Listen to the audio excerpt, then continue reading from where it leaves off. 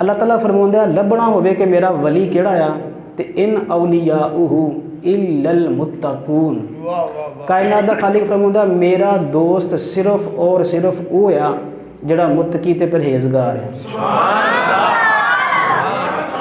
मेरी तरफ नौजवानों तवज्जो करिया जे मसला पता कि ये असी कदी कदी उलमा दियां भी हर एक दियां हर जगह ते जिम्मेदारियां होंदियां, बहुत सारे मामलों च असी सारियां गल्लां नहीं कर सकते।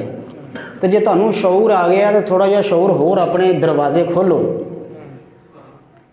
कायनात दे खालिक ने कुरान पाक दे विच विलायत दी निशानी किरदार दस्सिया आ, करामत नहीं दसी। क्या बात है, क्या बात, क्या बात की दस्सिया जी?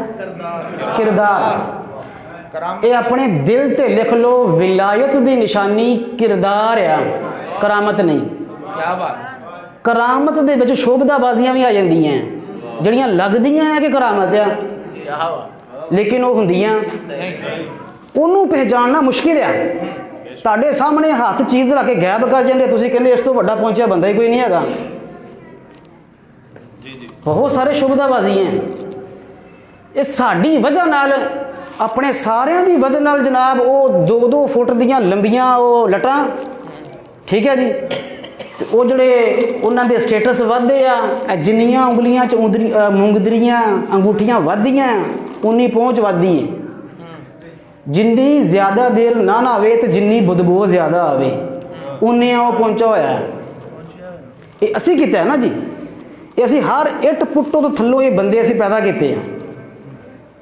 असी लित्तर खा के कहने गाला में कड़ ला तो एक नंबर दे दे मेरा लग जाए, प्राइज बाउंड लग जाए, ये असी बनाए हैं। क्यों? असी करामत दे मगर पे हैं। करामत विखा तू वली है। कायनात दे खालिक ने फरमाया इन औलियाउहु इल्लल मुत्तकून, अल्लाह दा वली सिर्फ होया जिहदा किरदार पक्का है, जिहदा किरदार पुख्ता है। दूसरी बात, विलायत जिहड़ी है ना जी, ये चिल्लियां वजीफियां कब्रस्तानां च ते कब्रां दे विच वड़ के ते रातां जाग के तस्बीहां घुमा के इन्हां नाल विलायत दा ताल्लुक ही नहीं हैगा। विलायत का ताल्लुक है जिथे अल्लाह ते अल्लाह दे रसूल तेनू खड़िया पसंद करन उत्थे तू मौजूद होवें। जिथों अल्लाह ते अल्लाह दे रसूल तेरा जाना खड़ा होना वेखना ना पसंद करन उतों पिछे हट जावें, तू अल्लाह का दोस्त है।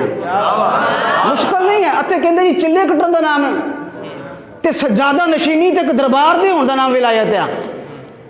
ना दरबार दे होण दा विलायत नाम, ना सजादा नशीनी है ते ना कोई चिल्ले आ।